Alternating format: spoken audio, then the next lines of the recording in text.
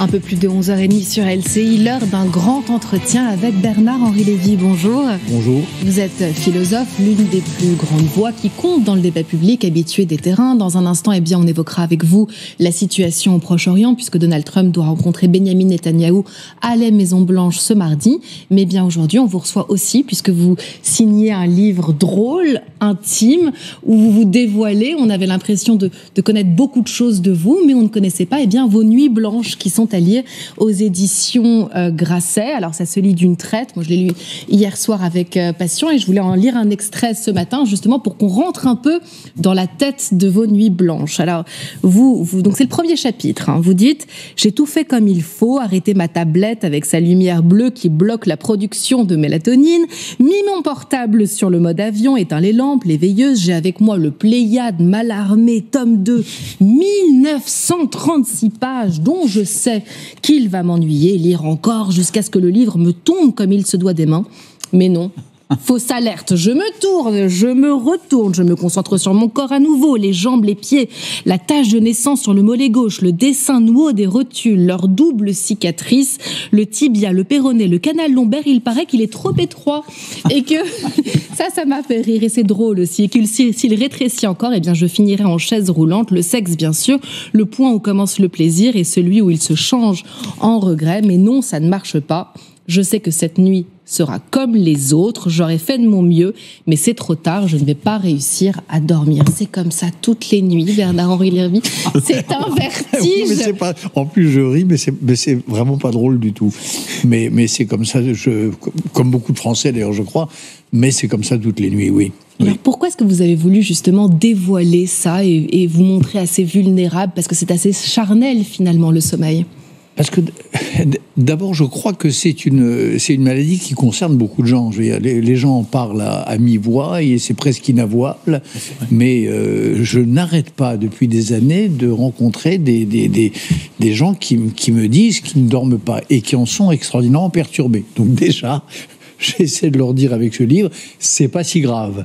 On s'en remet, on peut arriver à l'âge vénérable qui est le mien, j'ai 76 ans, sans être trop massacré. Ça permet de travailler, ça permet de réfléchir, ça permet de retrouver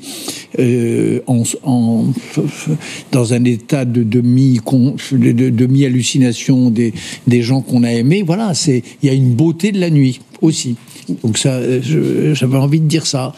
Voilà. Et puis je sais pas, c'est de la littérature. J'ai écrit tellement de livres politiques et j'entends si souvent depuis des années que revient au roman, refaire. Ça fait longtemps que tu n'as pas écrit de roman.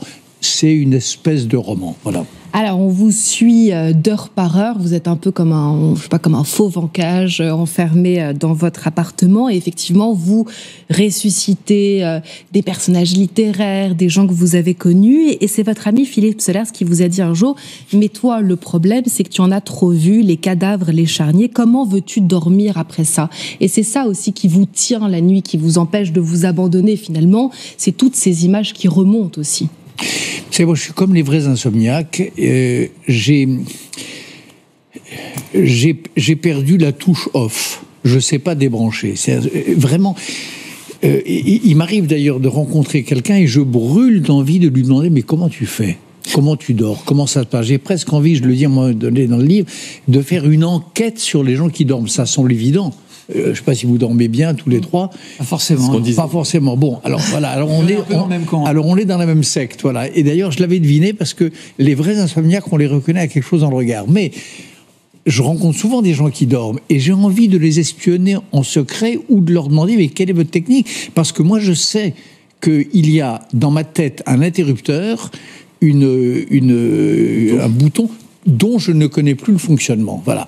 Et ça, c'est terrible. Alors, est-ce que c'est parce qu'on en a trop vu? Est-ce que c'est parce que... est-ce que c'est pour d'autres raisons? Est-ce que c'est parce qu'on n'arrive pas à lâcher prise? Est-ce que c'est parce qu'on a sourdement peur de mourir? Chacun a sa réponse. Et toutes les hypothèses sont envisagées dans le livre. C'est une espèce de divagation, parce que le sujet du livre, c'est dans un appartement dans un temps limité, c'est-à-dire une nuit, le monologue intérieur d'un taré mental qui ne dort pas. Pardon ? Ce taré mental, donc vous... Moi. Voilà, qui ne dort pas. Et qu'est-ce qui lui passe dans la tête ? Le chaos des pensées. Alors, quand on ne dort pas, il y a tout. Il y a des angoisses, il y a de l'euphorie, il y a des souvenirs. Donc ce livre, c'est une espèce de début de mémoire, les mémoires. Il y a encore une fois des visages de gens aimés. Et il y a votre enfance aussi, justement, à demi-mot, quand même, quelques mots sur votre père aussi. Ah ben, il y a évidemment des choses auxquelles je ne pense jamais. Moi, j'ai souvent dit que je n'avais pas de souvenir d'enfance et que je n'aimais pas mon enfance. Il y a un moment où l'enfance revient, et où elle revient comme ça, alors pas à volonté, mais involontairement, c'est la nuit dans l'insomnie. Donc l'enfant qu'on a été revient. Et puis parmi les êtres chers, il y a évidemment les plus chers. Il y a un moment du livre, un chapitre du livre où soudain je ne suis plus seul dans cette chambre de malheur, et où il y a un fantôme dans ma chambre. C'est mon père jeune homme venu me demander des comptes sur ce que j'ai fait de ma vie. Oui, mon père jeune homme, et puis après son visage se modifie et je le retrouve à l'âge qu'il avait la nuit de sa disparition. Donc une insomnie, c'est tout ça. Et puis c'est une manière aussi de se demander qu'est-ce qu'on a fait en effet de sa vie, qu'est-ce qu'on a fait de sa jeunesse, qu'est-ce qu'on a fait de ses rêves, qu'est-ce qu'on a fait de ses illusions, est-ce qu'on a été fidèle à soi-même, est-ce qu'on a été fidèle au devoir qui vous a été donné au début de la vie. Toutes ces questions-là, on se les pose. Mais c'est vrai que dans Nuit Blanche, vous empruntez, vous y faisiez référence, Bernard-Henri Lévy, un peu à l'autofiction. Alors vous n'êtes pas dans le roman, vous n'êtes pas dans le texte brut d'actualité, vous oscillez un peu entre les deux, sorte de rêverie du noctambule solitaire, hein, si on pouvait un peu résumer comme ça. On a aussi le sentiment que c'est un texte urgent, comme l'a été votre précédent ouvrage, écrit dans la foulée du 7 octobre, Solitude d'Israël, là aussi Nuit Blanche. Il y a une forme d'urgence à écrire. Oui, d'abord, c'est un peu la suite, en effet, et il y a, si j'ose dire, des personnages de Solitude d'Israël qui reviennent dans le livre. Il y a parmi ceux qui hantent mes nuits, il y a les otages israéliens, bien sûr, évidemment. Il y a les victimes innocentes, les enfants palestiniens innocents. Il y a mes amis israéliens. Il y a une scène avec le premier ministre israélien Benjamin Netanyahu. Alors racontez-la justement, cette scène, parce qu'elle est absolument incroyable. Allez-y. Je crois qu'elle est assez insensée, mais elle est absolument exacte, évidemment. Je me trouve, en effet, quelques mois après le 7 octobre à Jérusalem, le Premier ministre Netanyahou me demande de venir le voir, ce que je fais très volontiers. Je suis en désaccord avec lui, mais on se connaît depuis longtemps et je n'ai pas et on a des rapports cordiaux. Et puis on a une conversation politique, je lui dis tout ce que je pense d'un ou deux points politiques importants. Et à un moment donné, il m'interrompt, il me dit « Comment vous vous portez ?» J'ai écouté jusqu'à présent, je touche du bois, monsieur le Premier ministre, plutôt bien. Il me dit « Est-ce que vous savez que j'ai un pacemaker ?» Alors je dis « Écoutez, oui, je l'avais vaguement lu dans les journaux. » Il me regarde, il me dit « Vous devriez mettre un pacemaker. » Je dis « Mais non, écoutez, je me porte bien. » Non. Vous devriez mettre un pacemaker. C'est justement quand on se porte bien, de manière préventive, qu'il faut mettre un pacemaker. J'ai écouté, franchement, merci. Honnêtement, merci du conseil. Je considérerai le conseil un jour si nécessaire. Pour l'instant, il dit non, vous avez vraiment tort. Et nous avons d'ailleurs en Israël un pacemaker extraordinaire, le meilleur du monde, la meilleure des technologies.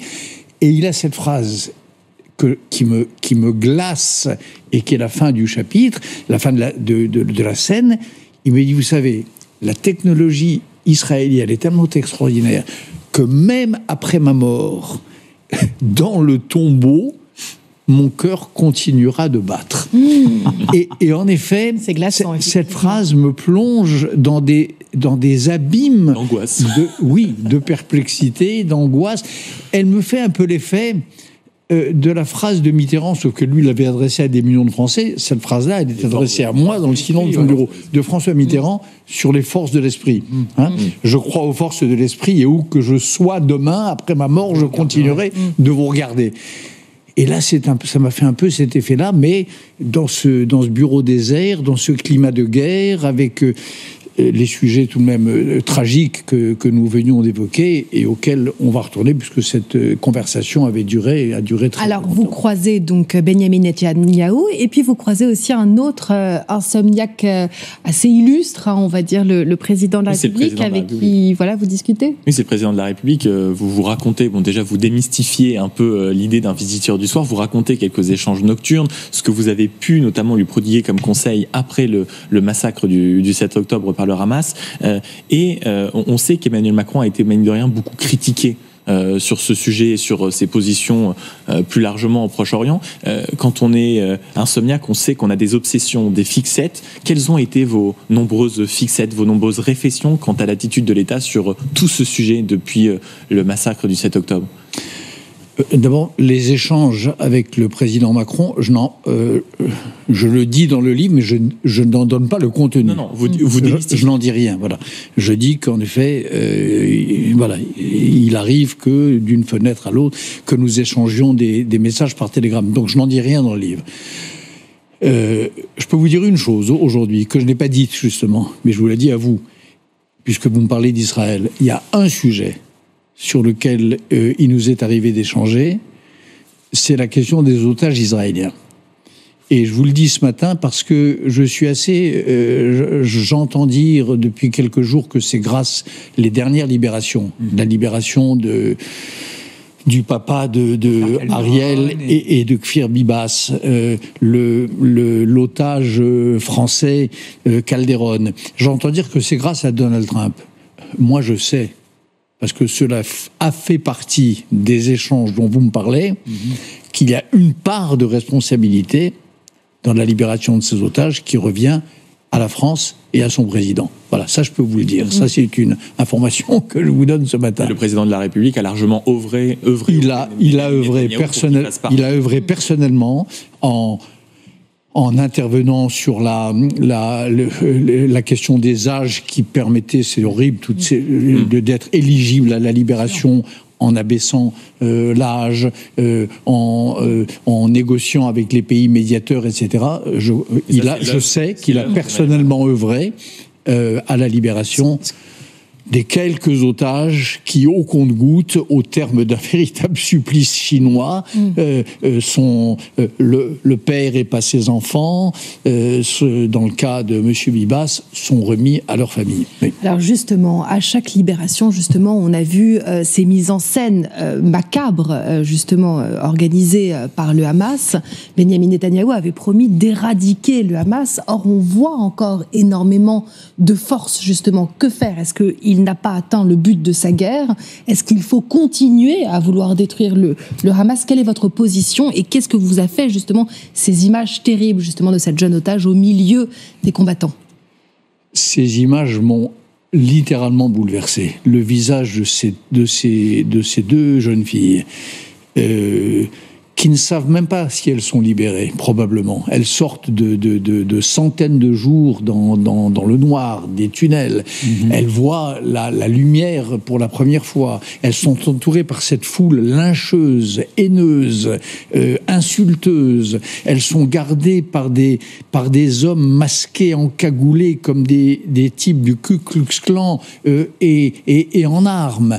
Et on lit dans leur regard un effroi qui, moi, alors là, je peux vous dire, les quelques nuits qui ont suivi, c'est pas à l'autre et à Mont ou à Malarmé 1840 pages que je pensais, mais c'était à elle. Voilà. Après, l'autre sujet, c'est que, vous avez raison, on a vu ces mecs du Hamas couverts d'armes, avec des uniformes impeccables, etc. Donc ça veut dire que la guerre n'est pas finie. Ça veut dire et qu'elle doit être finie. Je veux dire, il y avait deux buts de guerre. Cette guerre déclenchée par le Hamas et par l'Iran. Cette guerre que ne voulait pas Israël, cette guerre à laquelle Israël a été obligé de riposter. Il y avait deux buts. Un but, c'était la libération des otages. On n'y est pas.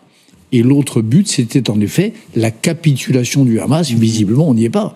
Ils pavoisent, ils triomphent, ils sont portés...